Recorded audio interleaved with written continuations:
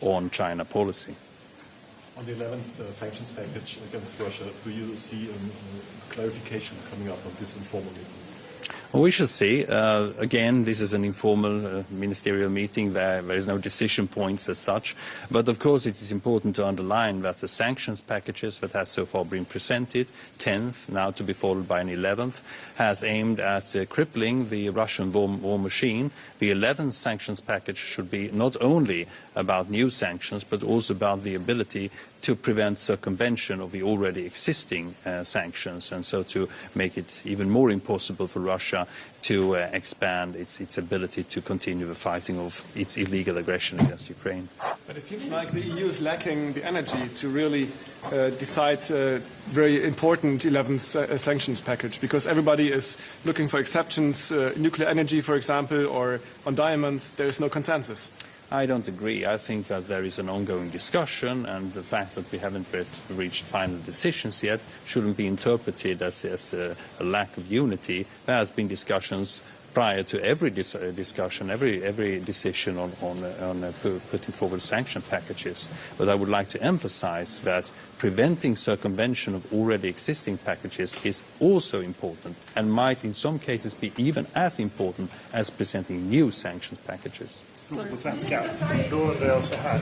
Vilka utmaningarna vad gäller diskussionerna om det 11:e sanktionspaketet?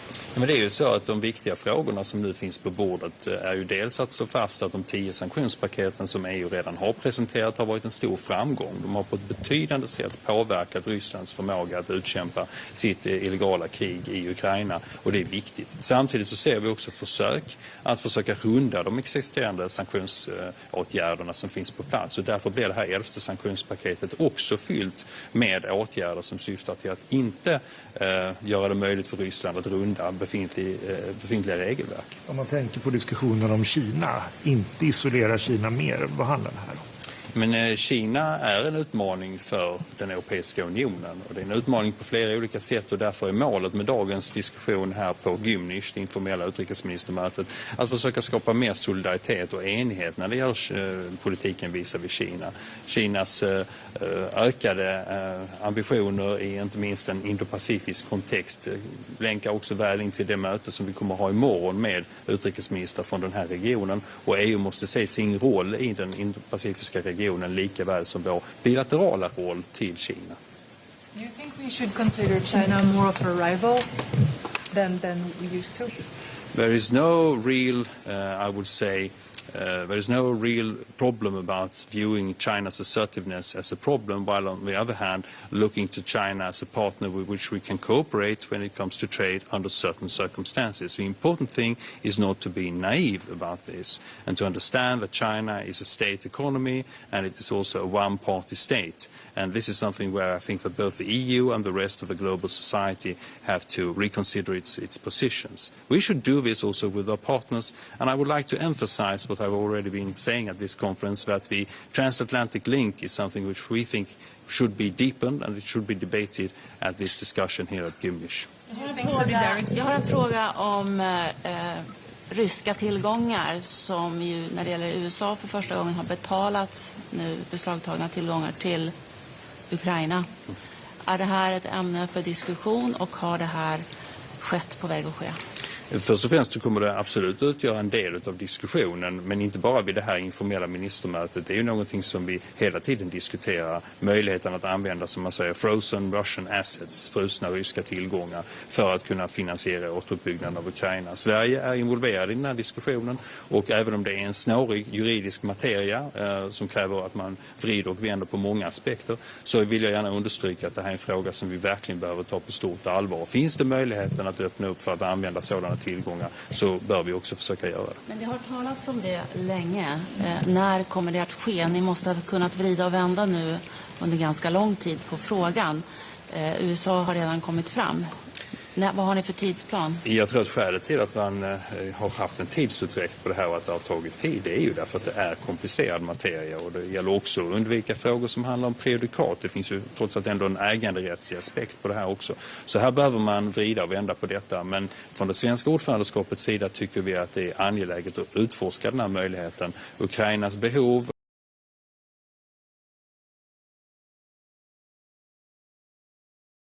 mycket stort ansvar för den förödelse och förstörelse som man har åsamkat Ukraina. De här två sakerna gör att den här frågan är mycket motiverad att diskutera. Kan ni ge utrikesminister Kuleba några besked i några frågor idag, imorgon? Jag ser framförallt fram emot att få lyssna på vad utrikesminister Kuleba har att säga om de ansträngningar som har skett under det svenska ordförandeskapet för att stärka EUs arbete med att hjälpa Ukraina militärt, ekonomiskt, finansiellt och humanitärt. Och på alla de här punkterna har vi under ordförandeskapet kunnat se förändringar och förbättringar och nya politiska förslag. Och det är vår ambition att diskussionerna ska leda framåt så att vi kan ge ännu mer stöd till Ukraina för att vinna i kampen mot den ryska aggressionen. Is there going to be a conversation about the European Defence Agreement? Sweden is currently not a NATO member, but there still is an agreement between European countries of defence. Is there any conversation about that that's going to happen during this meeting? I don't really envisage that kind of purely bilateral discussion emanating during the Gymnich, but it's definitely a topic which we are keeping a close eye on. The function of the European Defence Agreement has somehow been... NATO is, of course, the best sort of solution for defence, but the European Defence Agreement is still kind of, for many, not clear what kind of function it will have in case one of the European countries were to be attacked. Is there sort of any more sort of talks that are going to be happening on that, on defining that? I cannot, at this point, when we haven't even started the discussions yet, see if any member state will raise this particular topic. But for me, both representing Sweden and the Swedish presidency, our focus is, of course, on unity and solidarity, and we should, of course, look to all aspects of this. Do you think there hasn't been sufficient solidarity on China so far? Sorry, I didn't hear. Do you think there was enough solidarity from EU member states on China so far? Do you think so far, how was the response? I think that there's room for improvement, both when it comes to policy and also when it comes to when it comes to practicalities. And we should do this not only in an EU perspective, but also, and this is the reason why we're holding the Indo-Pacific Indo-Pacific Ministerial Forum back-to-back with the Gymnich, so that we will have as broad participation from both the EU and the families of ministers from the Indo-Pacific. We will count almost 60 persons of ministerial level coming here to Stockholm from both families, and that is a good platform for conducting such a discussion. That is my opinion. I will come over to you. No more questions. Thank you. I'm so sorry. It was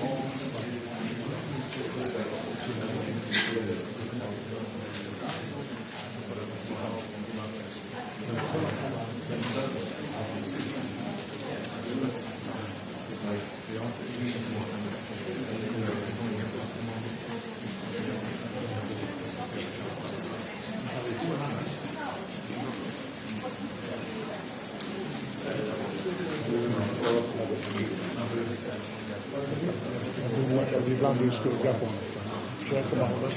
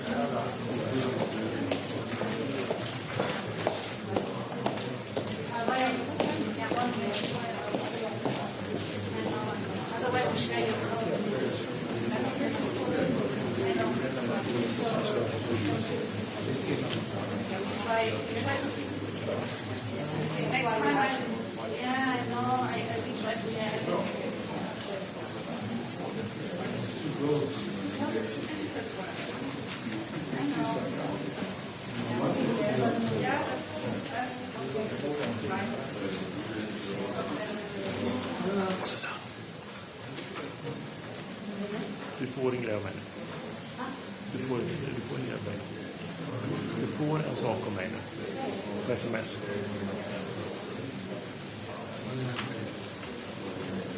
Okej?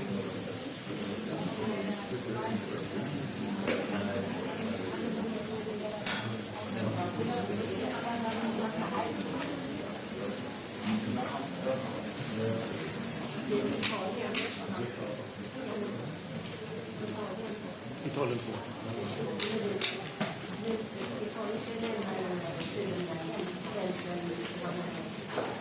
Om man kastar frågan. De kastar den frågan. Tar du Italien? Jag vet inte vem som... Nej. Vad sa du?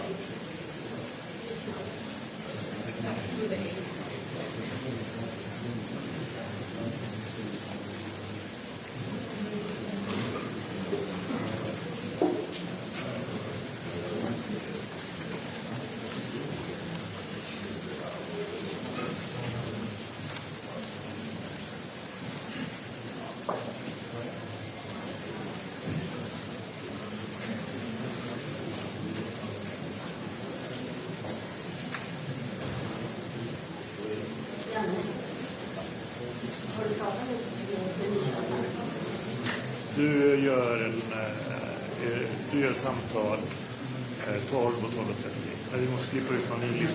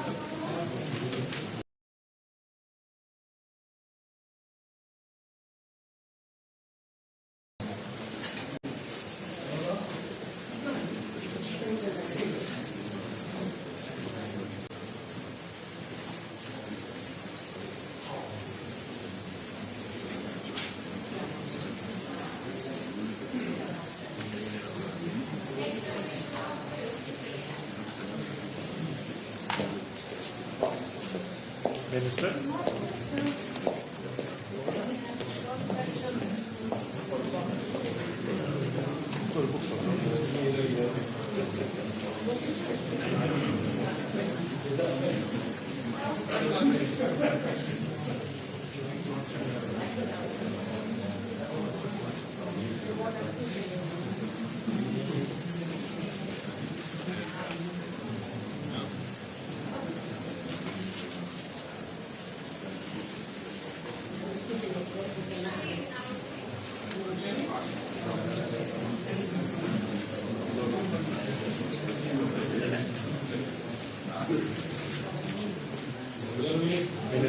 Minister?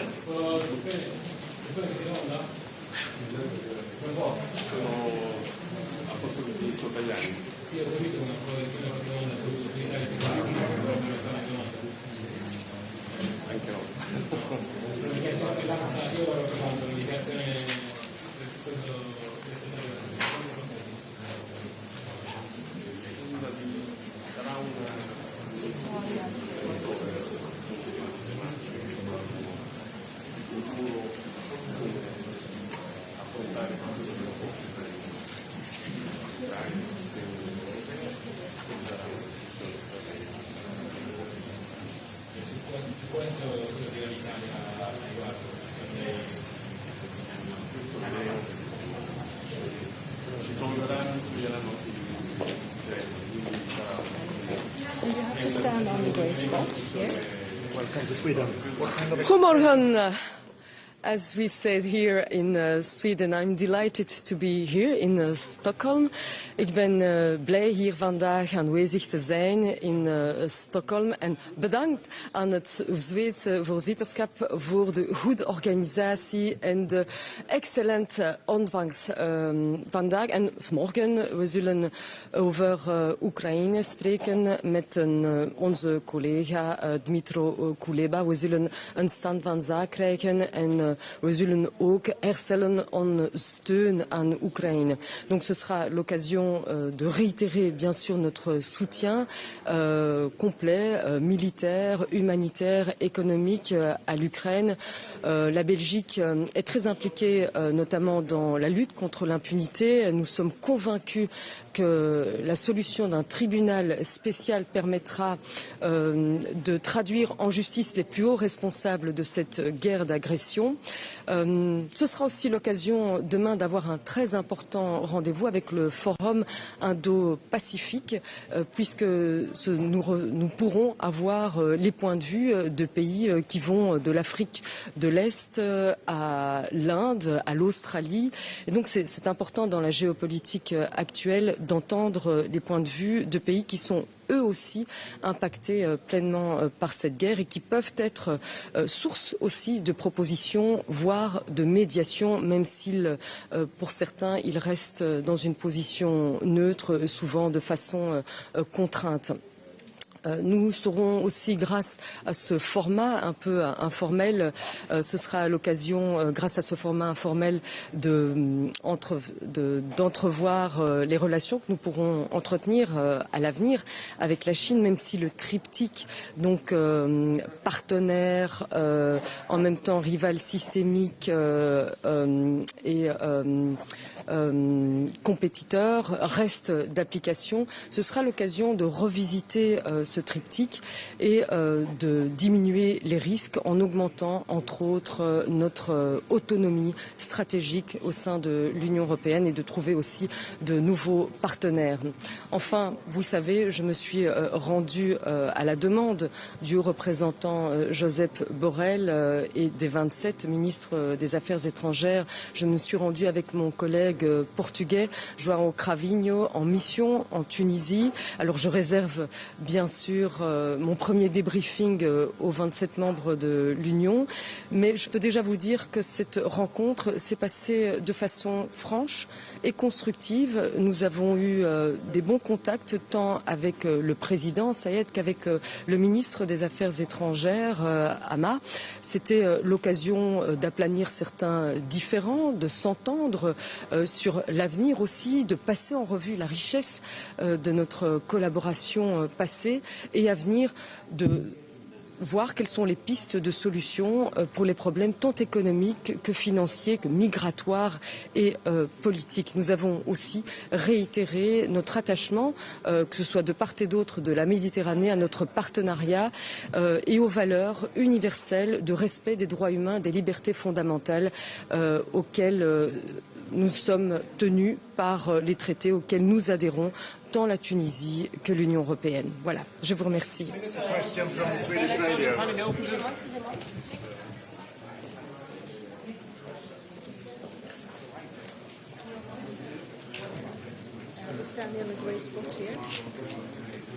Good morning. Welcome to Sweden. Thank you. What kind of expectations do you have for the meeting today? First of all, I would like to say that I'm delighted to be here in Stockholm for the Gimnick. I'm very thankful to our host and also to the High Representative for all their preparatory work. 2 items on the agenda: Ukraine and the EU-China relation. In relation to Ukraine, we expect that we'll be reiterating our full and unified support. And we'll also be assessing the effectiveness of our comprehensive approach in order to make it even better. At the same time, we'll try to further the support from our global partners. In relation to EU-China, Cyprus' position is that this is a very complex yet very important relation, and a structured dialogue could help to minimize the risks, and this would be in the best interest of the European Union and also of its security autonomy. You said a complex situation with China. In what way? Complex relation with China. China, as you know, is a huge trade partner. It's a country that can be a competitor, can also be a country that we cannot ignore. So we have to be realist about that and trying to focus on the issues that are very important to the European values. I will not lower the threshold of our principles, but we need to be very careful how to structure this approach for the mutual benefit. And what about Taiwan? Taiwan, our policy, Cyprus policy, is we support the one China policy. This is something that we feel very strongly about, anything having to do with sovereignty and territorial integrity. And the European Union as a whole should be very careful in relation to this issue. This is a red line, and this is something that we have to be very cautious about. Also, trying to avoid anything that could be an imaginative way of upgrading status in any kind of form. Okay, thank you.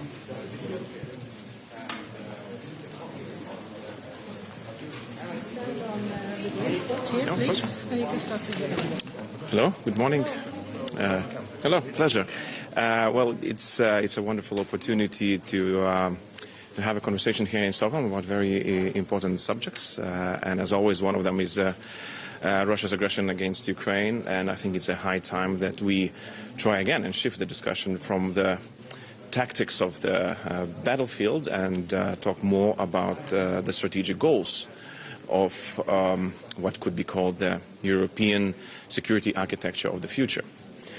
We all agree that it has been greatly affected. Some would say that it has been destroyed or ruined. So I think that this is the format, Gimnich, an informal foreign ministers' council, to talk about how we see this architecture forming after the war ends, and how do we get, first of all, to the end of the war, and then how do we restructure the security of European continent. Definitely we have our ideas, being so close to the war.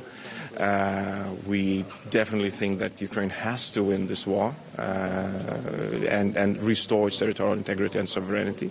That way, that's the only way that we can assure that the next conflict is not happening in Ukraine or in the European continent. The second question, definitely, that will be discussed is China. So I can be very, very brief by saying that Lithuania's message here is very simple. We cannot do the same mistakes that we've done when dealing with Russia, and now we cannot repeat them while dealing with China. In some cases, we're seeing that the track has not changed, the habits have not changed, so therefore we need to remind our friends and colleagues in Europe that we've done some grave mistakes with Russia. Let's not repeat the same mistakes when thinking about our strategy towards China. So how will you treat China? Sorry? So how will you treat China? Well, with much more. How will you treat China? Well, with much more caution than we did Russia for decades. Building a strategy of resilience, building a strategy of de-risking for decades. Building a strategy of resilience, building a strategy of de-risking a new world order. So we cannot be a passive standbyers where this order is being created. We have to suggest how do we strengthen the current world order on which we depend on which our partners depend on. So I'm worried in some cases that we would become idle, just those observers of something big, huge geopolitical happening in the global environment. Are you open to sanctions against Chinese companies who help to circumvent the EU sanctions against Russia? Is this a good idea? I would go broader. I would say that Europe really has to be very clear when it comes to anybody circumventing the sanctions outside the European Union. So that has to be a universal message. And yes, if Chinese companies do that, they should get that message. But any other country assisting Russia to circumvent sanctions should understand that they are also under the radar. But China has warned very clearly against this step. So this could be dangerous also. Dangerous in what sense? That it might escalate the tensions between EU and China. Well, but we have to think about European stance, shouldn't we? And this is basically the strategic point that I'm trying to bring, that it's, first of all, we have to define European position, European posture and stance when it comes to Russia, Ukraine, China, defend it. And then, I think that then we can talk with others with a little bit more power. If we start by saying, okay, somebody would be upset if we implement what we told that we are going to implement, then we're just sending a message that we're not strong enough. Are you calling for sanctions or export control or restrictions on trade? What exactly are you advocating for regarding these? I think that sanctions is a good instrument to the companies that are proven to assist in circumvention of sanctions. I'm not sure whether a country-wide ban would be efficient or industry-wide ban would be efficient, but going case by case and reaching out to the companies who assist in sanctions circumvention, I think it's a good way forward. Why not countrywide? Sorry? Why not countrywide? I don't think that we would be able to agree on that, and definitely for. Sorry? Would you be in favor? Would Lithuania of a countrywide ban? Yes. If the country. Then we would need to be talking about a systemic assistance that goes way beyond just a single company, because definitely it goes, if it's escalating, right? So you start from the company, then it goes industry, and then you would see a systematic assistance to. Isn't that systemic assistance? We don't have information of systemic assistance to Russian industry or as such. There could be examples, obviously, when we're talking energy. That is probably one of the cases where we are seeing signs of systemic assistance. But then again, I mean, it still can go through the companies, then reaching out to the industries. That's my opinion. Minister, you will discuss an EES paper today on China which calls for continued and ongoing engagement with China. Do you think that that's a sign of naivety, or do you support the ongoing engagement of the EU with China? Okay. The engagement is a fact. We're seeing that China will be engaged by many European industries, companies, European leaders. That's a fact. The question is, with what message do you engage? If you engage China from the position of weakness, where you declare your dependence and strategic dependence on China, that puts us in a very disadvantaged position. And we've been in that position with Russia for a very long time. And therefore, I would very much like to see Europe, being a proud shaper of world geopolitics when it comes to very important events. And for that, we need to engage, but also from the position of I would call it strength. It could be economic strength. It could be the strength that comes out from the risking that the President of the Commission is suggesting, and we are actually very much supportive of. Some elements in the document which we'll be discussing do not show that strength, so we would like to see more of it. Minister, Lithuania has had a lot of trouble with China, and you have supported Taiwan previously, and you were erased from exporting to China. How is this situation between Lithuania and China? How much support do you get from your colleagues in the Union, or do you get enough support? I think that Lithuania's case showed that China is ready and willing to use economic coercion as a political tool, or even one might call a weapon, against the countries that its foreign policy is not in line, so to say, with Chinese version of foreign policy, the way they would like to see it. So definitely I think it taught us a very valuable lesson, all of us, globally. That there have been cases before, a case of Norway, a case of Australia, a case of South Korea, but probably we would not have understood until Lithuania's case that how far are they willing to go. And this is an awakening, understanding that we are up against a strategic rival that will use any instrument that it has in its arsenal in order to pressure countries to its will. And I think the awakening then allows us to form a stronger strategy. So we received assistance, we received political help, and I mean we found our way out. So we are back as an exporting country to China. We're able to export. I think that China does not like the position that actually it put itself in. Cornering. They thought that they will corner Lithuania into a position, but it's actually worked out differently. So they wanted to get away from it. So it's definitely better. But again, it has been an awakening call, and I'm glad that now here we're actually discussing a new reality, a different reality that also Lithuania was part of creating. What is your prime message to Foreign Minister Kuleva? That that's always been the same message, that we're not with you till it's needed, but we're with you till the victory. So we are more specific, more clear about our strategic goals, how we are supporting Ukraine. What is your stance on the frozen funds in Europe? How soon can they be paid to Ukraine, in your mind? They should be paid as soon as the decision is made and the solution is found. Unfortunately, we're still in the process of finding the solution as to how to legally use the funds for Ukrainian reconstruction. Actually, some of the decisions might be made in Lithuania quite soon. We are looking into the ways, because there are possibilities of certain bilateral, unilateral decisions within European framework.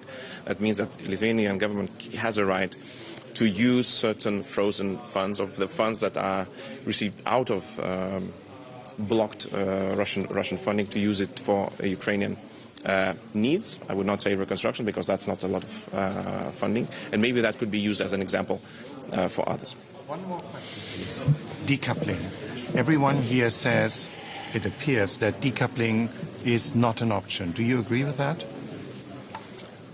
You know, it's a rhetorical phrase. I don't hear any advocate for decoupling. Probably the point that I'm making is that before 2024 February, I have not heard anyone talking about decoupling from Russia. And here we are. So honestly, I think maybe not in the public, maybe not everybody, but at least somebody has to devise a possibility that a decoupling might happen, not because we wished it, like with Russia, not because we willed it, but because the situation, for example, in Taiwan Straits has been changed by force. Therefore, Europe needed to react, and the reaction would lead to some sort of a decoupling. So I'm hopeful that there are people who are putting their best minds, a lot of time into this, and thinking about this really how could that happen. So definitely not advocating, just suggesting that especially in the informal meetings like this, that's a good topic for discussion. Thank you so much.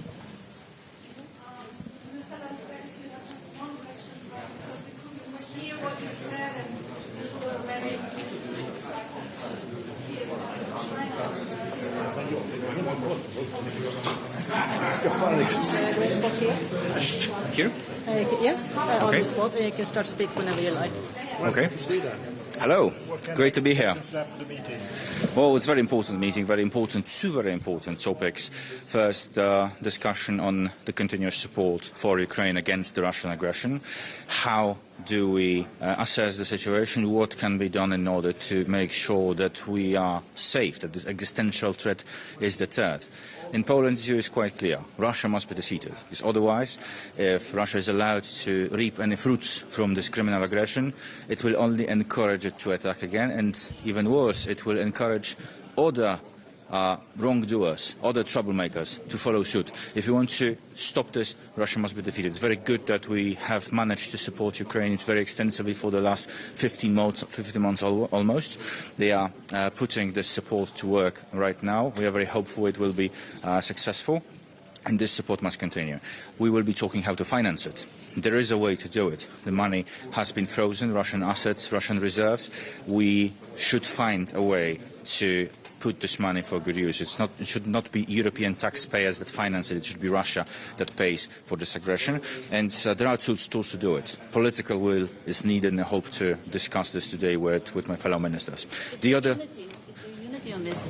Well, there are always degrees to unity. Unity is achievable. It's not always at the beginning, but the last 15 months proved that EU can have some different perspectives here and there, but in the end we are able to forge compromise. Even if it's difficult, even if sometimes harsh words are being spoken, but we are here meeting in the conditions that allow for very honest, sincere discussions. I'm looking very much forward to this.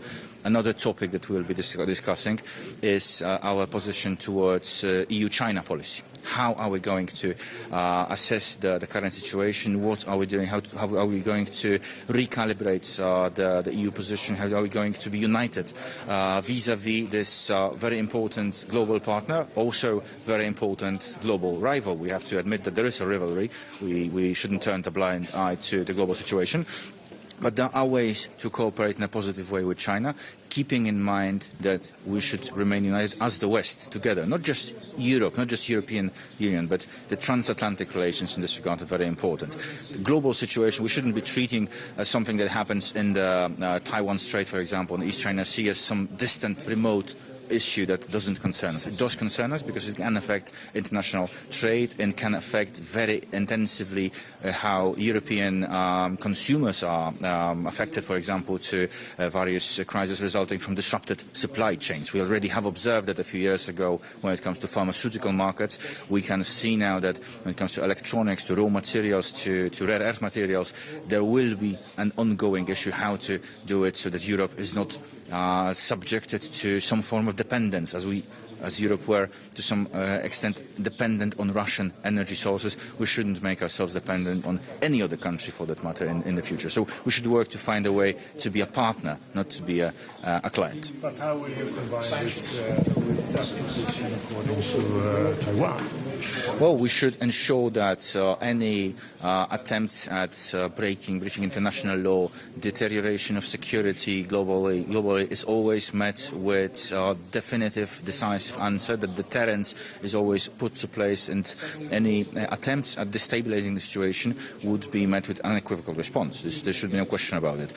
Any position that would encourage somebody, I'm not pointing fingers against anyone, but if any stakeholder would like to create tensions, to destabilize the situation, this affects Europe. We have to admit this, we have to embrace this, and we have to be ready to react if need be. But still you want to have a better relation with China, according to this? Well, we want to have as good relations with China and as with any other countries on a partner-based mechanism, on a partnership, taking into account the differences between us. Obviously, there are these differences. We are fully aware of it. But at the same time, encouraging all to act in a responsible and predictable way. I'm sure that we are able to do it if we are united as Europe. And I think this unity is achievable, even though some might be having some plans to act unilaterally here and there. I think together as Europe we are stronger. As Europe and as a transatlantic community, because the US is also a very important partner here. Minister, you mentioned deterrence when it comes to China. What are the means, in your opinion, to deter China? Well, I don't want to get into any specific measures at this point, because right now we are talking, we are willing to keep very good relations with China, with many other partners that are also very important in the Indo-Pacific region. What is very important is to declare unequivocally that any attempt at the destabilizing situation would be met with European answer, European and transatlantic answer. This is very important to keep it. I think we can draw some conclusions from our approach to Russia. If we would have been more decisive before, let's say, 2021, if the approach, the willingness to be stronger would be then better coordinated, if this voice of Europe would be more visible and less equivocal, then perhaps Russia would have been deterred. We know that many errors have been made when it comes to EU-Russia policy in the past. We shouldn't repeat these errors vis-à-vis any other major partners. Do you think that France should change its approach towards China and Taiwan? I don't want to point fingers against any other country. I hope that we will today have a very sincere discussion, that we will be presenting our positions. From Poland's perspective, it's very important that there is no equal distance between Europe and the US and between Europe and China. Europe and the US have been transatlantic partners, building stability, building peace, building prosperity based on the same values for decades. This has proved to be an effective way to ensure peace in Europe, well, most part of Europe after the Second World War. This is a successful policy, this is a successful alliance. We should continue this, and I think if we are united with the US, with Canada, with other partners that are like-minded to us, then we will be also able to have better relations together with China and with other countries that might be thinking differently right now. And do you support controls on exports or trade with China? We will be discussing many topics today. Depending on the specific ideas, there is a very extensive document presented by the European External Action Service. This is very good food for thought, and we will be discussing it. We will see what will be achieved. I hope that whatever will be achieved in the spirit of European unity. Minister, do you believe, as the French, for example, do, that China can play a positive role in bringing peace to Ukraine? Well, according to the current plan, perhaps not so much. But if there is, because this plan is not entirely in line with international law, Ukraine peace proposal, the 10-point proposal, is much more favourable, much more in line with European approach and with international law, because it entails, first of all, the respect for internationally recognised borders. This is absolutely conditioned. I think that nobody should question this.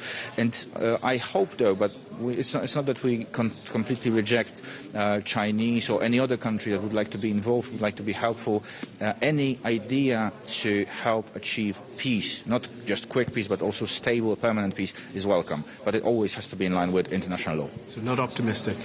Well, optimistic, much more optimistic than it would have been, let's say, if there wouldn't be any progress in the last 15 months. But we were able to make a lot of progress, and I hope that it will still continue, that we will still be able to support Ukrainian victory against this Russian imperialistic war.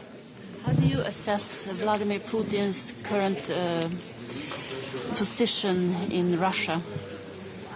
His position is still quite strong, unfortunately. He's still the dictator, the president, but Russian state is obviously in a worse and worse shape.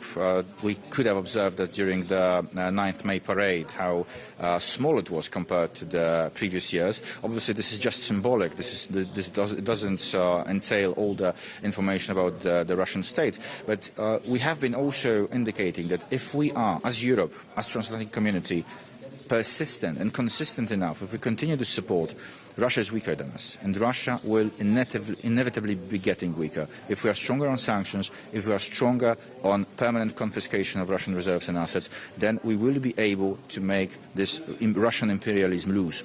This is the goal that we have, because there is no other way to ensure permanent peace in Europe. To inside the country inside the Russian Federation, what are the consequences of the current situation, the war that they call military operation, the fact that their president cannot travel anywhere more or less without risking being arrested? Yeah. Well, look, this is a situation that we can compare to the Soviet Union back in the 80s. And the Soviet Union was far stronger in the 80s than Russia is today. Many politicians, academia members, many people that were commenting on international relations back then were predicting that Soviet Union will continue till mid-21st century. And it collapsed very quickly just after Afghanistan. Well, they entered Afghanistan in 1980 and 1987, then they collapsed 1979, and then they collapsed in the 90s. Russia is a weaker state than Soviet Russia was. They still are fueled by this illusion of restoring the old Soviet empire. But these days are long gone. The sooner they understand it, the better for them. If they don't understand it, we need to make them understand it, because otherwise they will keep attacking us. And I think if we look at how Russia looks like, how Russian attacking us. And I think if we look at how Russia looks like, how Russian. But I'm sure that if we don't stop halfway, we can achieve this result. Thank you very much.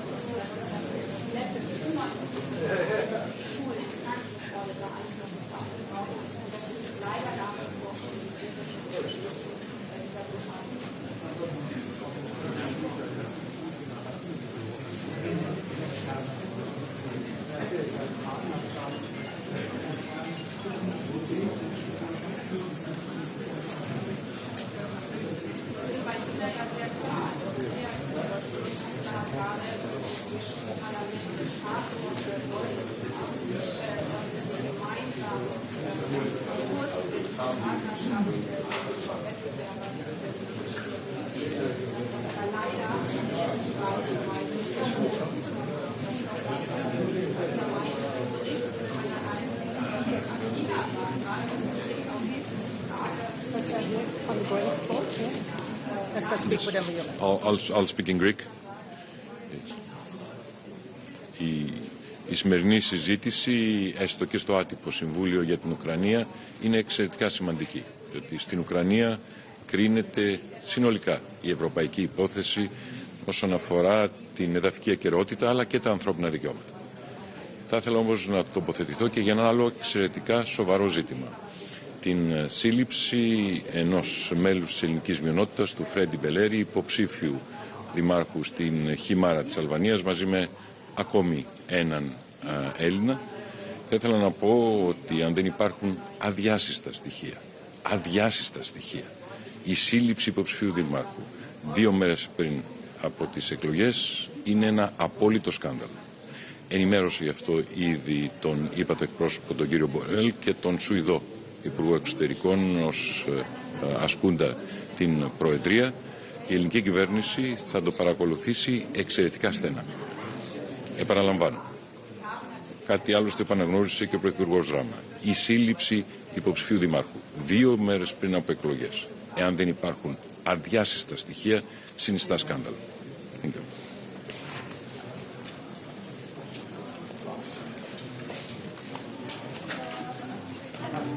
Can you say something nice about me?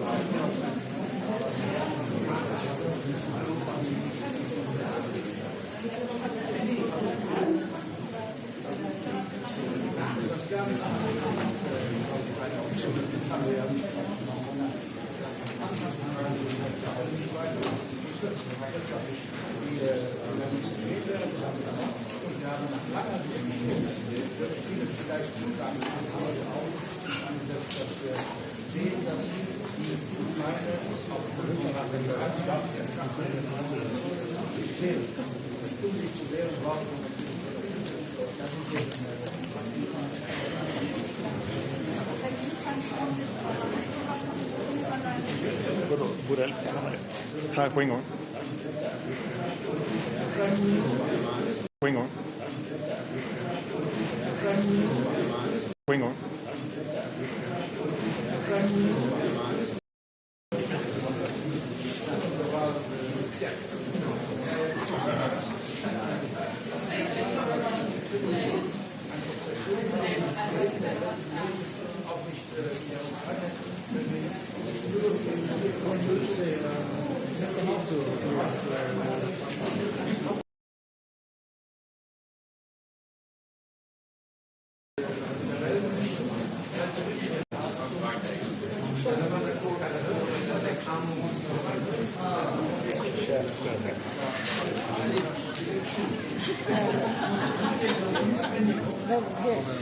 It would be much easier.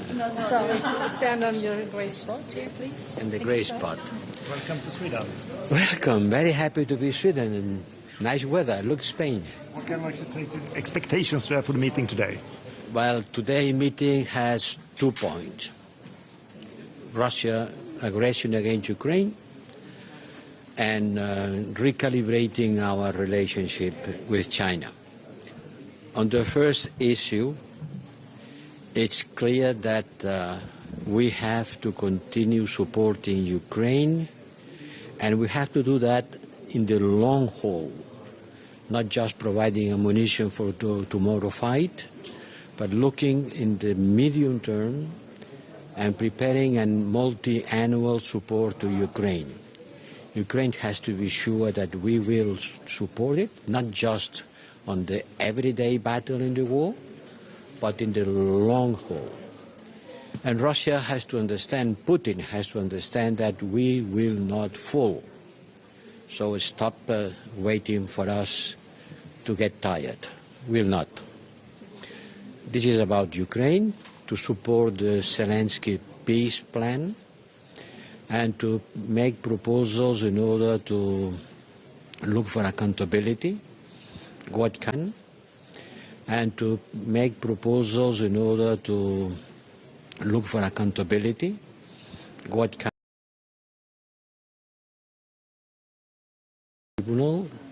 We have to look for a solution that comes quickly. We need a solution practically implementable and ready to use. China will be the big issue today. The ministers have received a paper written by the High Representative Services in order to define a position of the European Union toward China. This is foreign policy, and foreign policy is a matter of the Council. We will prepare the discussion of the leaders at the European Union Council by the end of June, and on this paper we recalibrate our position towards China from the 3 points of view. China being a partner, it is a partner. We exchange with China 2.7 billion euros a day, so forget about decoupling. China is a competitor, certainly. Its economic growth, its technological capacity is a competitor. We have other competitors, not only China, but China is an important competitor, not only a supplier of cheap goods. And third, our systems, our political and economic systems are different, completely different. We are multi-party democracy. They are a single party. We are a market economy. Chinese economy is being driven by the state. So we are very different. And in the world, we are rivals because we present our models to the rest of the world. But we have to engage with China. I think the key word is engaging and reducing dependencies. Engaging and competing, both things. The word engaging has a lot of meanings. It is impossible to try to solve the most important global challenges without a strong engagement with China. China is burning more coal than the rest of the world together. So forget about solving the climate change without a strong engagement with China. And this is going to be the discussion of the member states. The paper is a very calibrated paper in order to put in evidence the fact that we need more unity. Europe has to be more united if we want to be relevant on the emergency of China as a great power. The European member states have to be more united and act in accordance with a common policy. And it is the task of the foreign affairs ministers to build it. What about Taiwan in this issue? Taiwan is part of the strategic challenges that we have with China. With China, we have a problem of values, as I said before. different systems, human rights, different approaches. We have a problem of economic competition and economic security, and we have an issue of strategic security. And on strategic security, there are two main issues: Taiwan and the war of Russia against Ukraine. On Taiwan, we are on the same place that we have been always. Taiwan matters. We are following China policy, and we want the de-escalation in the zone. What's happening in Taiwan matters a lot for us. So how could you combine this with China? Well, this is what diplomacy does. The first thing to say is that we cannot have a normal relation with China if China doesn't use the strong influence that China has on Russia in order to stop this war. The attitude of China towards the war in Ukraine is the second strategic security issue that we will discuss today. Are you afraid of China's reaction regarding what was announced on sanctions for Chinese firms circumventing the EU sanctions? There is no decision taken. And the treaty doesn't talk about sanctions, it talks about restrictive measures. These are proposals for restrictive measures of the triangle trade between Europe, China and Russia. There is no decision taken yet, not even started the discussion. The member states will have to discuss that on the following days. And finally, the Council will adopt a decision. The situation in Israel and Palestine now, there have been statements from your side. Has there been any attempts by the European Union to actually intervene to facilitate a ceasefire, or you've been only supporting Egyptian attempts or the Arab ministers' attempts? We are ready to do whatever necessary and useful. I've been talking with my Egyptian colleague, the Emiratis. We are not launching an European initiative. There are already enough initiative. What we have to do is to support the ones who are in the lead. The ones who are in the lead is the African Union and the Arab countries. Hi, Representative, and a question on South Africa and the reports that it might be delivering weapons to Russia. How concerning is that? And does it mean that the European outreach to emerging economies is not working? It certainly needs more engagement. One of the things that we have to discuss is how we reach out more and better with hedging countries. Countries who vote in the United Nations against invasion, but afterwards they are not as strongly as we would like to be against invasion. And there are countries who doesn't condemn the invasion in the United Nations. So yes, we have to engage more with people who are not exactly in the same position than us, and this is part of the paper. About South Africa, I only have press news. Mr. Borrell, the Turkish opposition is complaining about Russian interference in the elections. Are you concerned as well? Well, the European Parliament has been voting about it.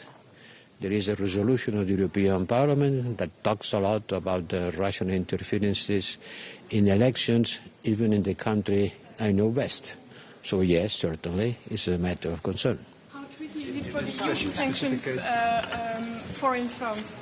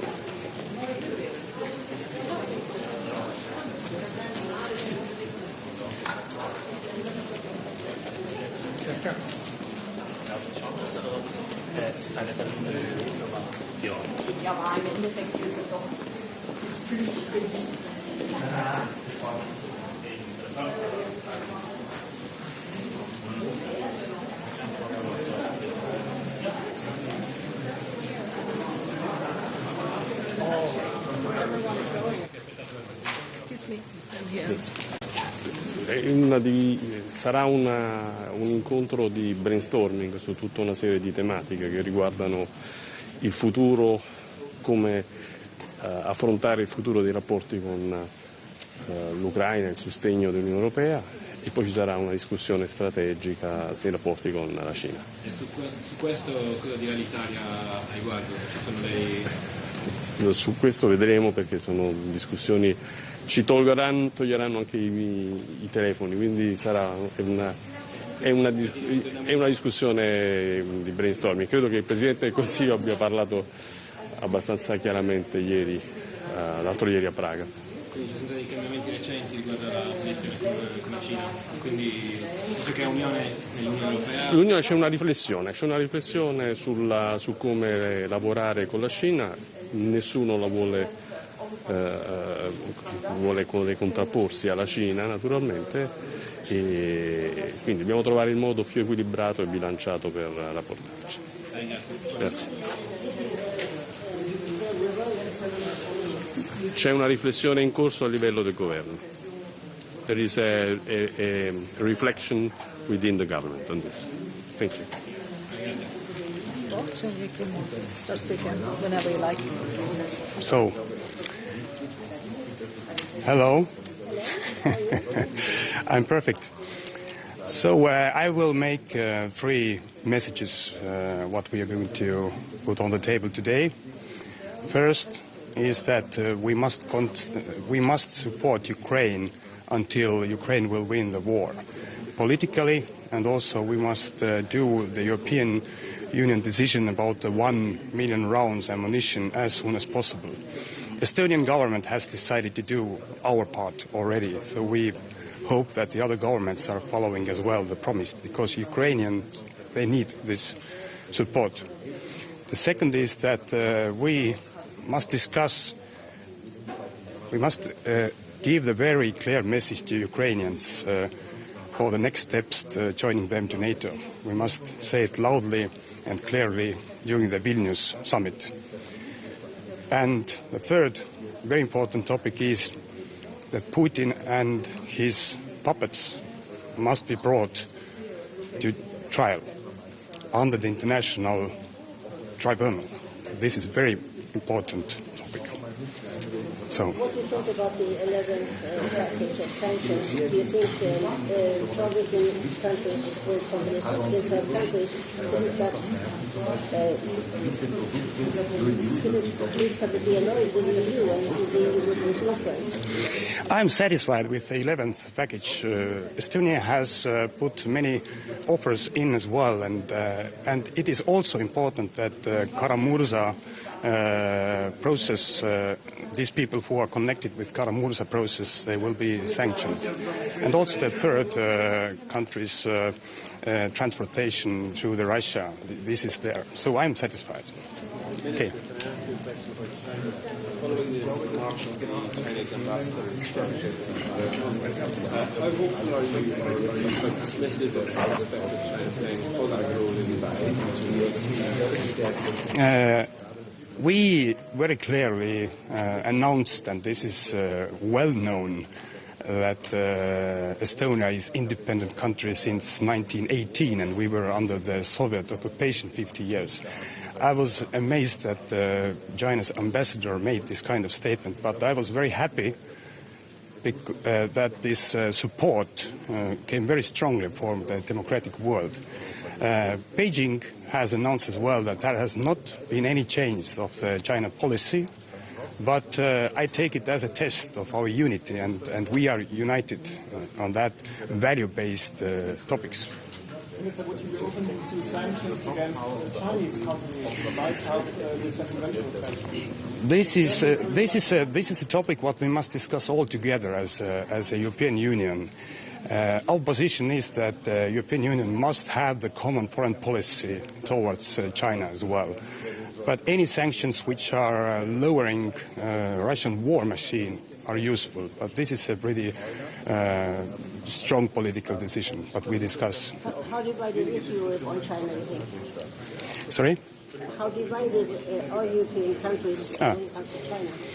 Of course, China trying to play bilateral games as well. All the economical relations with China are also political ones. China they're using economical relations as political ones. But if we want to be successful, then we must act together as united, as a European Union. So this is our clear message. So.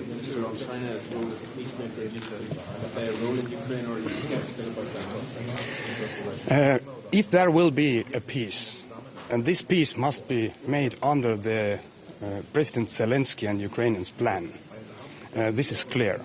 And if you're talking about security guarantees, then NATO is one clear and strong guarantee for that.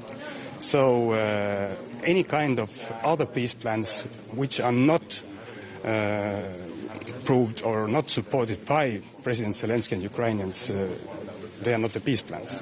So. One question about Russian interference in European elections. The Turkish opposition is complaining about it. On Russia's side, are you concerned as well? I have no details about that, really. But any kind of intervention to elections are not allowed. So. I have no facts about this. I'm ready to comment later. So thank you very much. Very good morning, and I'm very happy to be here in Stockholm, in Sweden, and to participate in the Foreign Affairs Council, where we are going to have a discussion about China and Russia.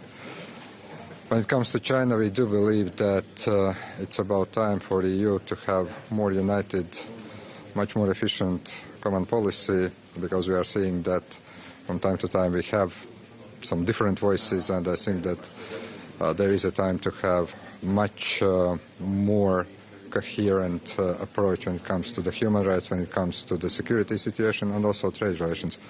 And of course, I will be trying to push for more sanctions on Russia. I think that the 11th package is, of course, a step forward, but we still are not doing enough when it comes to putting real pressure.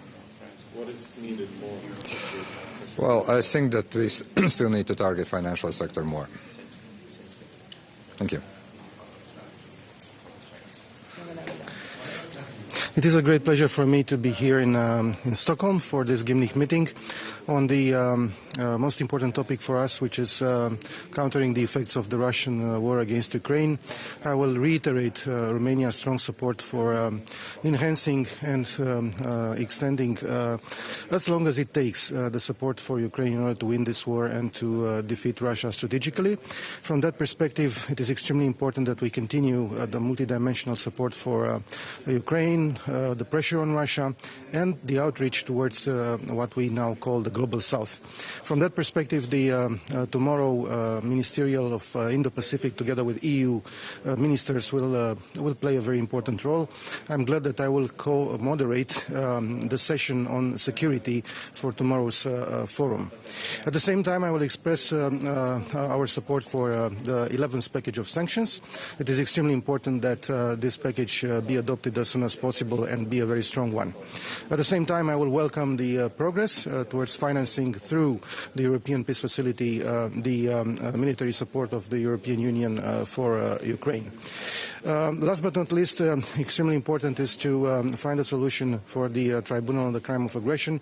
Romania is part of the core group of states which is working on this matter. We need to find a very solid legal basis for that, but to start the work of this tribunal as soon as possible. Also very importantly, not last but very importantly, it is the support for the EU accession of Ukraine, of the Republic of Moldova and Georgia.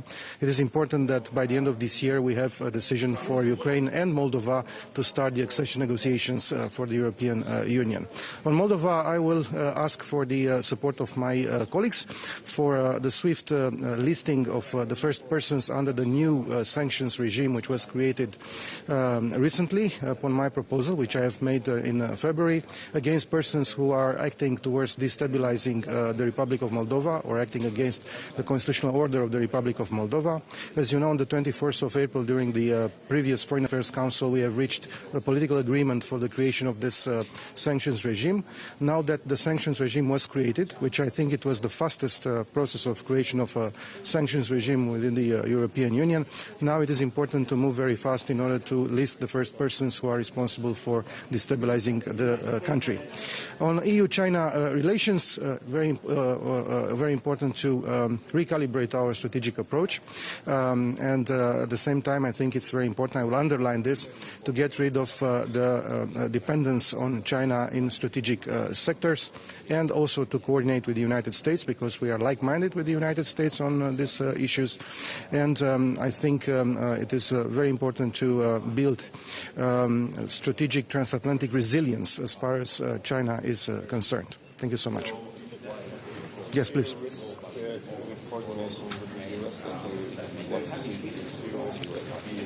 But how should Europe respond? As far as Romania is concerned, I do not see any kind of risk. I think it's very important that we coordinate with the United States as far as China is concerned. Of course, the European Union has its own views and interests, but we are the same community of values and security with the United States, that's for sure.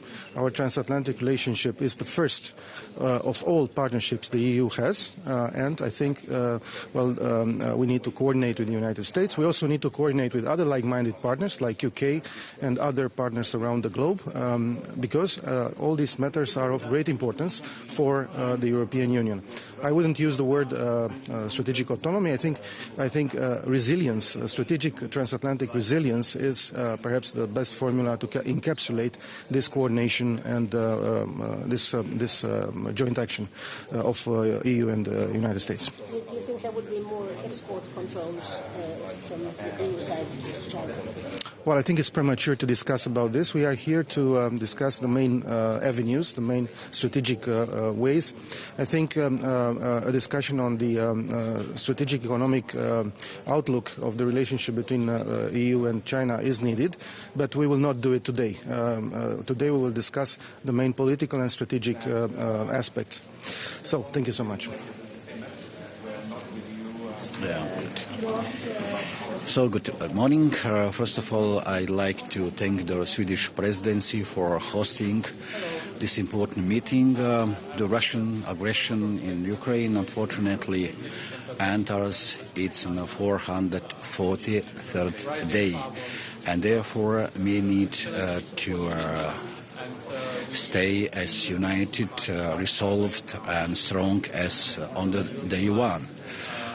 Given the circumstances and situation on the ground, our continuing financial, humanitarian and military assistance to Ukraine remains crucial. The war in Ukraine has serious global consequences, including food insecurity. And this is why we need to stay engaged with third countries to help them to overcome these challenges. As Croatia knows very well, landmine contamination will be the biggest recovery challenge for Ukraine. And this is why we are organizing the mining conference in Croatia together with Ukraine later this year. Of course, we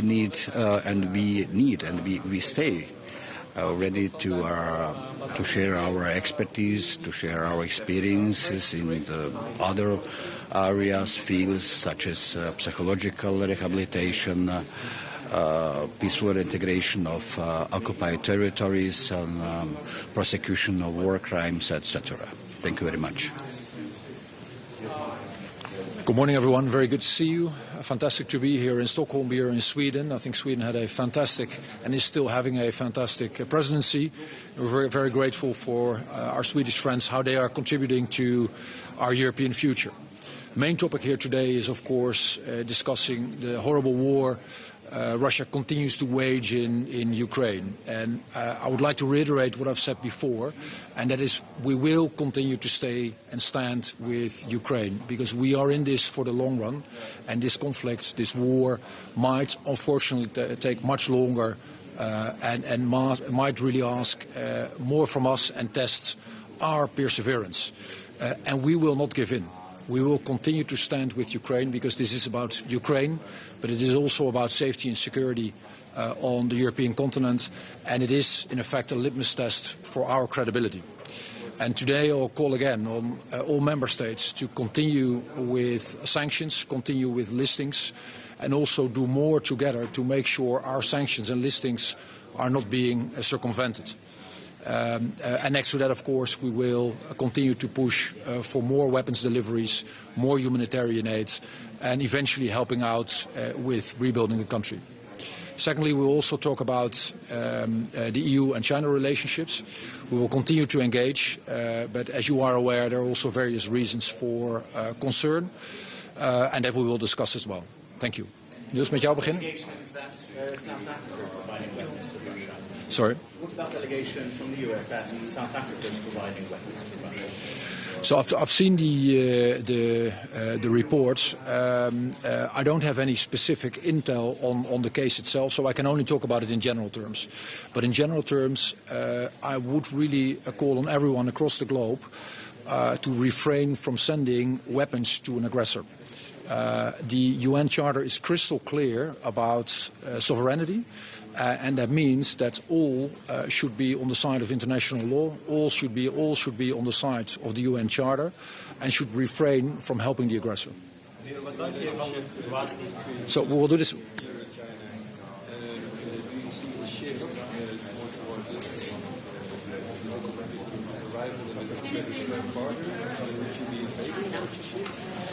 Well, what we've said before is that there are multiple layers to this relationship, and clearly we want to continue to engage with China on safety and security, on business, on climate change, which is a topic which affects the whole wide world, and yet at the same time there are also various reasons for concern. Clearly, human rights. Domestic interference in the Netherlands, but also in other countries, cybersecurity, and of course, we also continue to call on our Chinese partners to articulate to Russia that they have to stop this war.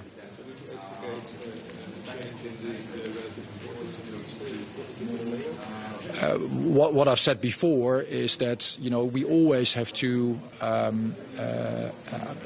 be active and respond to the events as they unfold. And I've said in the Netherlands before is that what we seek is partnership, but we cannot be naive. And we also have to be explicit that, for example, domestic interference is something we will never allow. Mr. Onser mentioned that the Commission has proposed to list countries that are at high risk of intervening sanctions, and then to potentially prevent exports of specific goods to these countries. Does that go too far? We've seen the reaction from China, or do you agree with that? I think it is helpful to talk about this in general terms, and then it is clear to everyone across the globe how to respond to the way the European Union sees this. And for me, it is crystal clear that we have to continue with sanctions, to continue with listings, and have to prevent sanctions and listing circumvention, because otherwise it doesn't make sense. And therefore, I think we have to be more explicit to make sure we work against workarounds, we prevent countries and companies from doing this.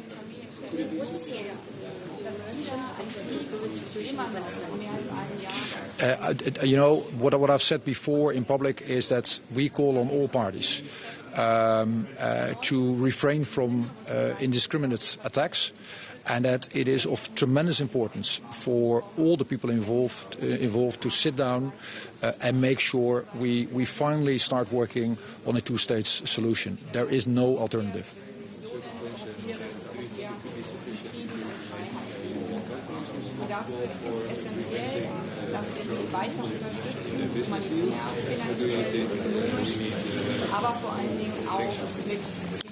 I don't think this is something you can just outsource to businesses.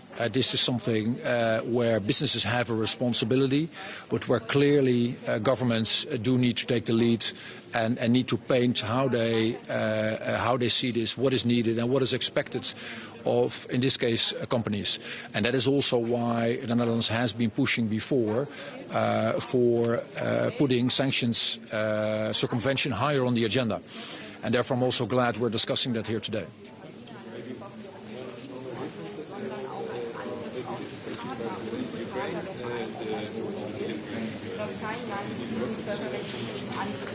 Yeah.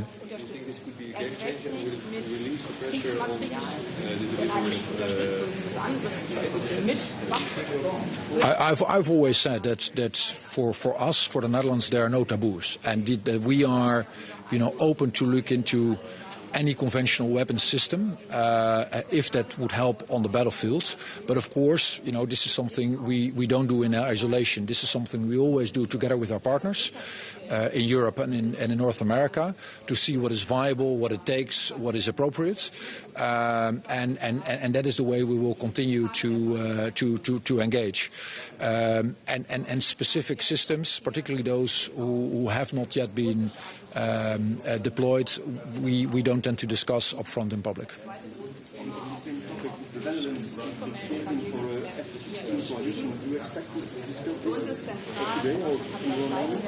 What we have said is that for us there are no taboos, and that we do need to look into what is needed to win the war, and we're not upfront excluding any type of weapon systems. And yet, and that is something I've been saying all the time, this is not something we do in isolation. You do this with partners in Europe and in North America. And that will take careful calibration. Our position will continue to be that, one, we provide Ukraine with weapons we have ourselves. Two, we help them by basically buying stuff, which we did before with the T-72 together with the Americans and the Czech Republic. And three, we will continue to build coalitions of countries to make sure together we can do more, as we did on the Panzerhowitzers and more broadly on tanks together with our friends from Germany and many others.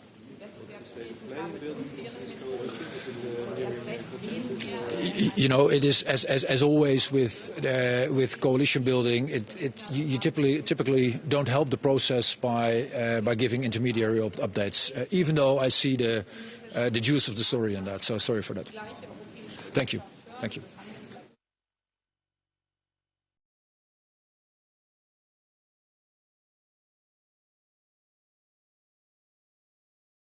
I have to stand on very spot. Yeah, yes. Okay. Er wird nichts dem Zufall überlassen. Im Moment auch sehr viel über das 11. Sanktionspaket diskutiert. Da geht es auch um Drittstaaten, über deren Umweg dann exportiert wird. Wer soll da jetzt belangt werden? Wie ist da der Stand der Dinge? Also Sie wissen, dass meine grundsätzliche Regel ist, und das habe ich seit Februar letzten Jahres eingehalten, dass wir über diese Pakete nur hinter geschlossenen Türen reden sollten und erst dann an die Öffentlichkeit, wenn wir eine Einigung haben. Wir stehen kurz davor. Und ja, es ist ja bekannt, dass es die Idee gibt, dass wir auf jene Staaten zugehen, sage ich jetzt einmal diplomatisch, die offensichtlich Plattformen für die Umgehung der Sanktionen sind. Also auf gut Deutsch, wenn wir merken, dass ein Produkt aus Europa, das wir auf Sanktionen gesetzt haben gegenüber Russland, plötzlich sozusagen explosionsartig im Export in einen gewissen Drittstaat geht und von dort dann nach Russland, dass wir die Möglichkeit hätten, hier mit Handelsbeschränkungen zu reagieren. Das ist Neuland für die Europäische Union, aber ich glaube, es ist richtig und wichtig, dass wir dies tun, weil ich glaube, man sollte die Welt nicht schwarz-weiß malen und sagen, alle müssen sich den Sanktionen anschließen. Das wissen wir, ist nicht realistisch, aber es ist ein Unterschied, ob man sich den Sanktionen nicht anschließt oder sie bewusst umgeht und damit also unsere Politik gegenüber Russland in diesem Konflikt umgeht und damit also unsere Politik gegenüber Russland in diesem Konflikt. Aber trotzdem, wenn man sich Weltmann ansieht, die Automobilindustrie, das jetzt ja auch um Mittelklasse-Autos geht, sind Sie optimistisch? Also ganz offen, ich glaube, wir sollten das nicht kleinreden. Wir haben seit dem 24. Februar 2022 10 Sanktionspakete zusammengebracht. Wir reden jetzt von einem 11. Ich glaube, wir sollten hier noch glauben, dass wir hier noch sozusagen einen Automatismus haben und jeden zweiten Monat ein neues Paket schnüren.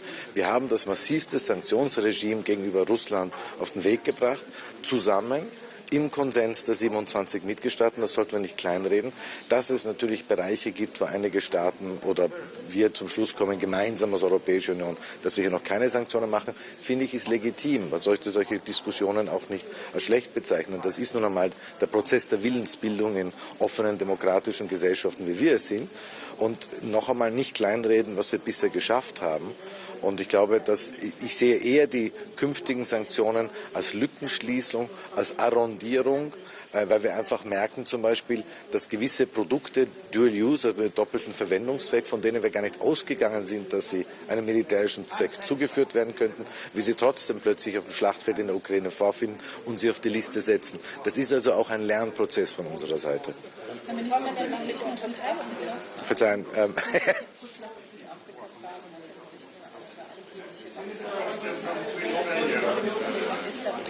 das ein Beweis, dass sozusagen europäische Outreach zu solchen Ländern bisher nicht funktioniert? Also ich glaube, das ist genau eines der Themen, das mich sehr beschäftigt in diesem Jahr und, glaube ich, uns alle beschäftigen wird massiv, die Frage des Outreaches. Die Frage, inwieweit wir müssen sehr viel stärker das Gespräch suchen, gerade mit dem globalen Süden. Die Art, wie wir den Konflikt sehen, wird oft nicht geteilt. Ich habe die südafrikanische Kollegin getroffen in Davos. Ich habe ihn bei der Konferenz in Doha oder auch in München einen besonderen Punkt gemacht, mit Staaten, sei es Sudan, Burkina Faso und anderen, den Außenministern das Gespräch zu suchen. Und ich glaube, da müssen wir noch viel besser werden. Es muss uns schon zu denken geben, dass jene Organisation, nämlich die Europäische Union, nämlich Europa, der größte Geldgeber bei der Entwicklungshilfe, bei der humanitären Hilfe weltweit ist, dann trotzdem in so einer Situation gegenübersteht, wo Russland es offenbar gelingt, uns als den Imperialisten, als die Kolonialisten hinzustellen. Das muss uns zu denken geben, dass unser Softpower, unser Outreach offenbar weit schwächer ist, als wir es selber angenommen haben. Wie macht man das dann mit der Türkei, mit dem Mittelstand oder mit China? Da wissen wir ja. Es gibt Firmen. Wie soll da die EU mit diesen Ländern umgehen? Also ganz offen, ich habe ja gesagt, zu Anfangs, dass wir erst darüber reden sollten, wenn das Paket da ist. Ich sage auch nicht, dass es leicht sein wird, umzusetzen. Es ist schon eine Route ins Fenster, die wir da stellen. Das ist Neuland, das machen wir zum ersten Mal. Und da wird es dann sicher auch schwierige Diskussionen zu einzelnen Drittstaaten geben. Absolut.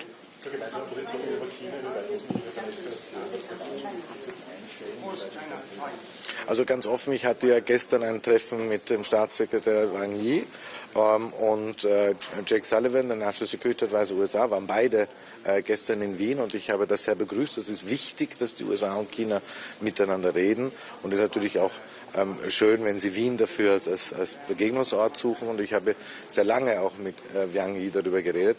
Ich glaube, die wesentliche Botschaft ist, ja, es ist ein systemischer Rivale, aber eben nicht nur. Wir haben Thema, Stichwort zum Beispiel Klima oder auch anderes, wo wir mit China zusammenarbeiten müssen, wo auch Russland noch dabei ist, apropos, wenn wir an die COPS-Konferenzen denken. Also ich glaube, wir Europäer müssen uns davor hüten, die Welt schwarz-weiß zu malen. Und das ist ein bisschen diese eurozentrische Nabelschau, vor dem müssen wir uns am meisten hüten. Wir haben 193 Staaten auf dieser Welt.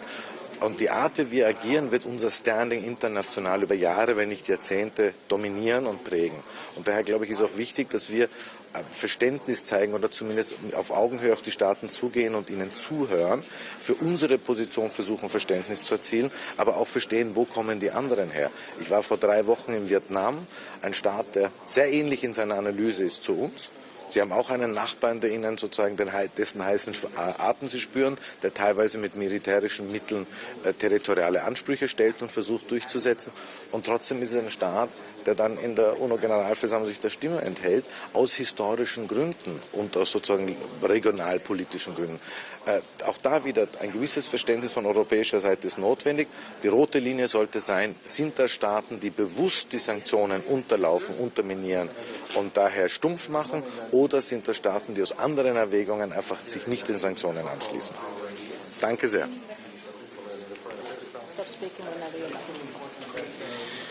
Hello. It's a very important Gymni, of course. We are discussing Russia, developments there. Hopefully the issue of the 11th sanction package is ongoing. We will, of course, discuss Ukraine as well. President Zelensky just visited Finland and we had a meeting with our president and the prime ministers from Nordic countries and discussed about the Ukrainian peace plan proposed by Ukraine, and that has, of course, all our support.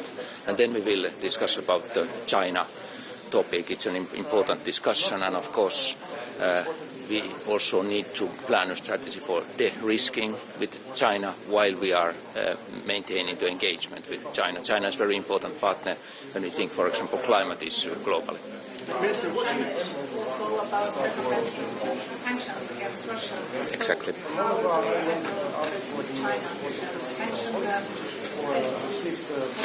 Well, that's a very important discussion, and I think that when China has also appeared with their own peace plan for Ukraine and Russia, it's very important that we get engaged with China and try to get China to support the Ukrainian peace plan in these circumstances. I think President Zelensky has expressed very clearly those issues that are needed for a peace plan, and we should actually, not only with China but also African continent, with Latin America, get more engaged and explain what the violation of the UN principles means, not only in Europe but worldwide. Minister, the United States alleged.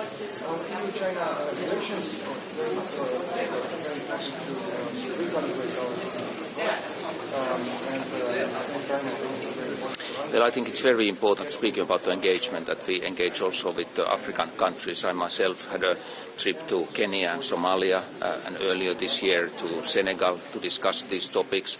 Our President Niinistö just visited South Africa also to continue the debate with South Africa and key African partners. I think it's very important that we explain why it's important globally to support Ukraine so that we can maintain the key principles of the UN Charter.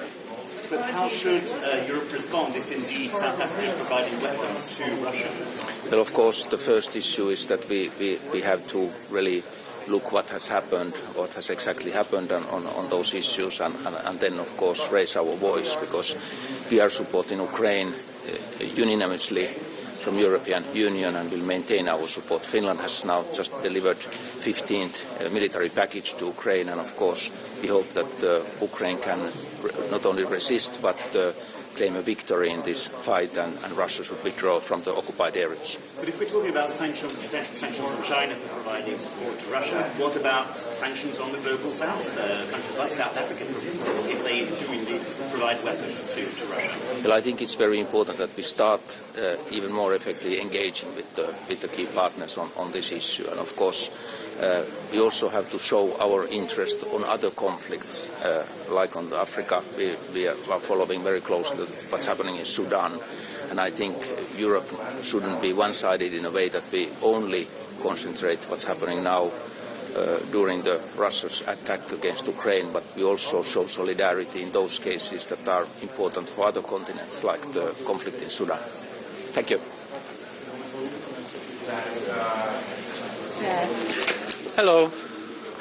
I want to just have a very short statement that today we will have a significant and very important discussion on China, which as a rising power poses certain challenges, opportunities, and we as EU need to find a clarified way how to approach that. So that will be my mission here today, and of course we need to continue our discussion on Russian imperialism and the war in Ukraine. So, yeah. Way of thinking about how circumventing sanctions. China doesn't help. We need to be very actively looking for ways how to have a geopolitical impact as Europe, as the EU. There's a multiple practical ways, and we are fully supporting all necessary measures to happen to do so. I don't think that it's now time to discuss it publicly, but generally we need to be very actively looking for ways how to approach that.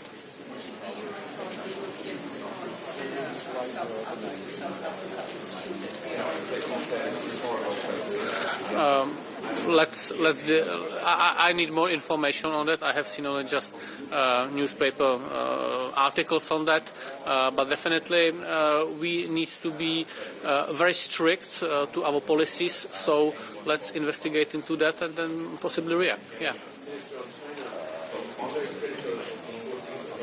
Yeah.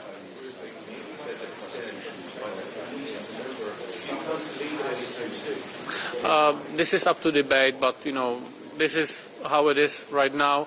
My statement led to the fact that there is no significant activity happening. So it is what it is. It is not causing. There are no significant activities happening. So we are in this state of limbo, I would say. I don't think that this is about repercussions. Look at 3 Baltic countries which left without any kind of repercussions. So it is definitely not about that. Thank you very much. But one question, please, okay, because I'm taking the time. So how to do it with China? I mean, they are sending weapons, they are sending stuff to Russia. Well, so first of all, it's a good step here, that we have this a discussion that would allow us to form a strategic stance. What I would like is that the stance would be that the messages that we are sending to China would come from the position of strength. We also have instruments, and we also have arrangements that we possess that could be used as a leverage on changing China's position on one case or another. So it's not just a position of weakness, it's not just a position of dependence or risk assessment that would not allow us to the risk from China. So that would be my message here to the colleagues, that the paper in principle is not bad, that was proposed by Mr. Borrell and others in the Commission. It's a good food for thought paper, I would say. But then again, my main message is that in some cases it might appear that we are still on the same railway as we've been with Russia. And I suggest that we learn from the mistakes that we had with Russia and do not repeat them.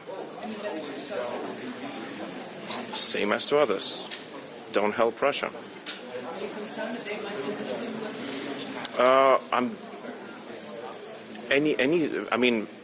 Look, the point is that we are worried about any country supporting Russia. So all the messages that appear, they have to be checked, they have to be proven, we have to have facts in hand. That's always the case. But you've seen our reaction when it came to Iran.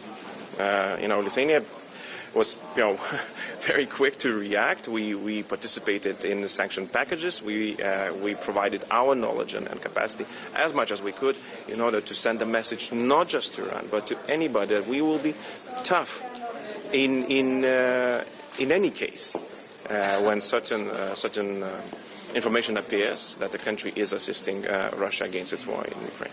Thank you so much. Thank you. Schönen guten Morgen. Schönen guten Morgen. Ich kann mir kein besseres Treffen vorstellen als dieses europäische Familientreffen zum Abschluss dieser intensiven Woche und vor allen Dingen zum Abschluss dieser europäischen Woche. Wir haben in dieser Woche der Abermillionen Opfer des Zweiten Weltkrieges gedacht. Dieser Krieg, der so viel Leid über Europa gebracht hat und auch über Generationen vererbt worden ist. Und deswegen schmerzt es gerade in dieser Woche, gerade bei diesem europäischen Familientreffen so sehr, dass wieder ein Krieg und immer noch nach mehr als einem Jahr ein Krieg auf dem europäischen Kontinent tobt. Daher ist auch dieses Treffen erneut im Sinne und im Geiste der ukrainischen Unterstützung, denn wir werden nur zu einem gerechten Frieden kommen, wenn wir ohne Wenn und Aber an der Seite der Ukraine stehen, an der Seite der Menschen in der Ukraine stehen, dass sie endlich wieder, so wie wir Millionen Europäerinnen und Europäer, in Frieden und Freiheit leben können. Und dafür ist essentiell, dass wir sie weiter unterstützen, humanitär, finanziell, ökonomisch, aber vor allen Dingen auch mit militärischer Unterstützung, damit sie sich verteidigen können, damit sie dafür sorgen können, dass Menschen in der Ukraine befreit werden, befreit von Folter, Vergewaltigung und unglaublichem Leid. Wir werden daher weiterhin mit Artillerie unterstützen, mit Munition unterstützen und alles dafür tun, dass die Ukraine in Freiheit leben kann. Und dazu zählt für uns auch, dass wir weltweit an alle appellieren, diesen völkerrechtswidrigen Angriffskrieg, der ja nicht nur ein Angriff auf die Ukraine, ein Angriff auf die europäische Friedensordnung, sondern auch ein Angriff auf die Charta, unsere Charta der Vereinten Nationen ist, dass kein Land diesen völkerrechtswidrigen Angriffskrieg unterstützt. Erst recht nicht mit Kriegsmaterial, denn eine Unterstützung dieses Angriffskrieges mit Waffen würde bedeuten, dass man Teil eines völkerrechtswidrigen Angriffskrieges ist. Und daher unser eindringlicher Appell an alle Staaten auf dieser Welt, insbesondere an diejenigen, die zentrale Verantwortung in internationalen Gremien tragen, mit Blick auf Kriegsmaterialien, mit Blick auf Dual-Use-Güter sicherzustellen, dass diese nicht an den russischen Angreifer geliefert werden, der so brutal seit über einem Jahr die Charta der Vereinten Nationen mit Füßen tritt. Ebenso klar wie wir als Europäer sind mit Blick auf die russische Aggression gegen die Ukraine, sind wir das auch mit Blick auf China, das zweite große Thema auf diesem europäischen informellen Familientreffen hier in Schweden. Für uns ist zentral, in Deutschland haben wir das Zeitenwende genannt, aber das gilt für ganz Europa, dass wir aus den Fehlern der Vergangenheit lernen. Dass das Beste in der Welt wäre, miteinander zusammenzuarbeiten, dass wir aber gesehen haben, wenn man rein auf das Prinzip Hoffnung setzt, dass man durch wirtschaftliche Abhängigkeiten für Sicherheit von allen sorgen kann, dass das trügerisch sein kann. Und daher ist für uns so zentral, dass wir im Lichte des russischen Angriffskriegs für uns als Europäer unsere eigene Sicherheit neu justieren, verstehen, dass ökonomische Sicherheit, was mit der Sicherheit in Frieden und Freiheit zu leben, zu tun hat. Und daher gibt es von uns als Europäerinnen und Europäer auch hier eine klare Botschaft, gerade auch mit Blick auf China, dass wir deutlich machen, wir wollen überall zusammenarbeiten, wo Zusammenarbeit möglich ist, weil die Welt eigentlich mehr Zusammenarbeit braucht. Aber wir sehen auch, wenn andere mit uns in Wettbewerb treten, gerade mit unfairen Methoden. Und erst recht sehen wir, wenn eine systemische Rivalität aufgebaut wird, die sich gegen die internationalen Spielregeln richtet. Und daher ist es so wichtig, dass bei all unseren Gesprächen unsere chinesischen Partner die gleiche europäische Botschaft hören. Und das haben sie, glaube ich, dieser Tage getan. In Berlin genauso wie in Paris, wo der chinesische Außenminister zu Gast war. Wir als Europäer wollen keine Entkopplung, kein Decoupling. Aber wir wollen unsere eigenen Risiken minimieren, die unsere Sicherheit gefährden. Das heißt, es wird kein europäisches Decoupling geben, aber ein europäisches De-Risking. Weil wir sehen, dass im Dreiklang von Partnerschaft, Wettbewerber und systemischer Reale leider, und ich unterstreiche das leider, die systemische Rivalität in den letzten Jahren deutlich zugenommen hat. Und das gemeinsam hier deutlich zu machen, weil natürlich wir als Europäer nur mit einer Sprache sprechen können, die dann außenpolitisch gehört wird, aber das sich auch in unseren einzelnen Politikfeldern widerspiegeln muss, gerade im Wirtschaftsbereich, weil unsere Stärke vor allen Dingen der gemeinsame europäische Binnenmarkt ist. Das wird eins der großen Themenfelder hier in Schweden sein. Und ich danke sehr der schwedischen Ratspräsidentschaft für diesen wunderschönen Ort, an dem wir hier zusammenkommen. Die Europäische Kommission hat vorgeschlagen, die Möglichkeit zu schaffen, auch Staaten zu listen, wenn es so aussieht, dass von ihnen Sanktionen, EU-Sanktionen gegen Russland begangen werden. Gerade auch vor dem Hintergrund, dass es offensichtlich sein dürfte, dass auch ein Land wie China sowas nicht passieren kann, wenn die Regierung in China das nicht zumindest toleriert. Unterstützt die Bundesregierung diesen Vorschlag der EU-Kommission? Wir unterstützen nicht nur, sondern wir stehen mit allem, was wir haben, für die Einhaltung von internationalem Recht, weil das die Grundlage für ein friedliches Zusammenleben auf dieser Welt ist und weil das die Grundlage dafür ist, dass wir für die Sicherheit unserer Bürgerinnen und Bürger in Deutschland und in Europa sorgen können. Und deswegen richten sich Maßnahmen, die wir auch rund um den russischen Angriffskrieg auf den Weg bringen, nicht gegen einzelne Staaten weltweit, sondern sie unterstreichen unser Eintreten für die regelbasierte internationale Ordnung. Und wir haben in den letzten Monaten leider, auch hier sage ich deutlich leider, feststellen müssen, dass es immer mehr Indizien gibt, dass einige Staaten auf der Welt, vielleicht auch einige Unternehmen, aber die in Staaten dann beheimatet sind, dass es Indizien dafür gibt, dass es doch zur Lieferung von Kriegsmaterial kommen könnte. Insbesondere mit Blick auf Dual-Use-Güter. Und deswegen hatte ich dort, wo es dazu Indizien gab, immer wieder sehr deutlich nachgefragt, ob es diese Lieferungen gibt. In China hat man ja deutlich gemacht, dass man keine Kriegsmaterialien liefern würde. Das ist ein wichtiges Zeichen.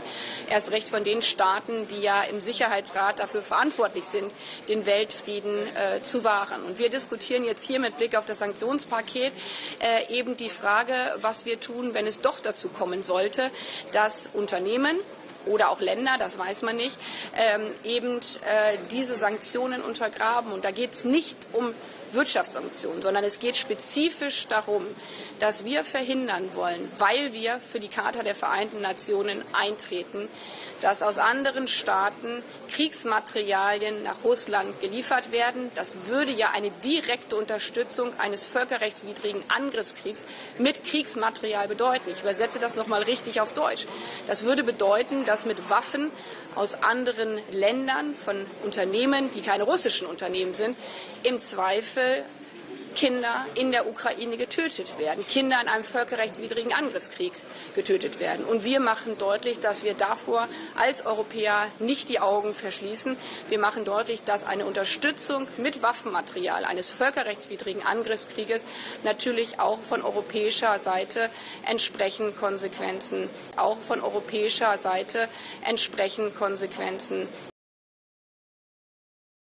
was für den Frieden in der Welt einsteht. Das heißt, Sie würden nicht davor zurückschrecken, trotz der chinesischen Warnung am Dienstag, dass Sie auch chinesische Firmen sanktionieren, in die Kraft die Russland-Sanktionen.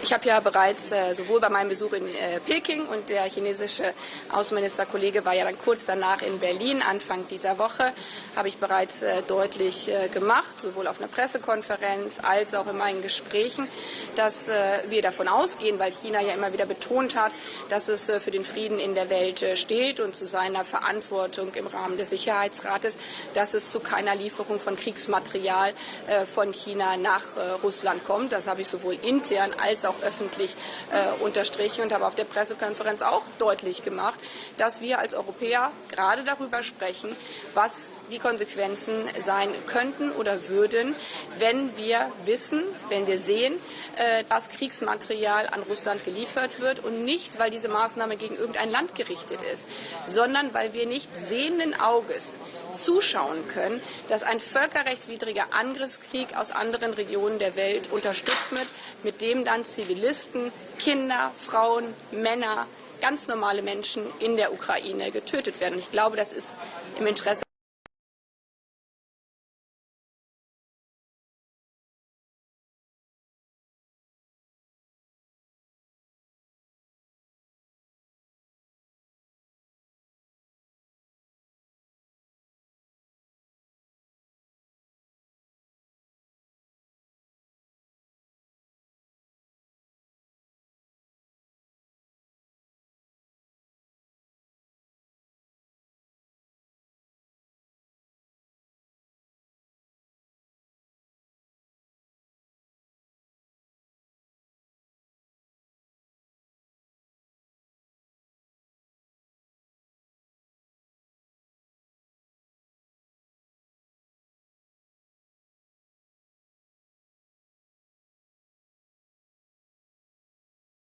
你下载中天新闻网 App 了吗？我想和你分享一个下载中天新闻网 App 很重要的理由。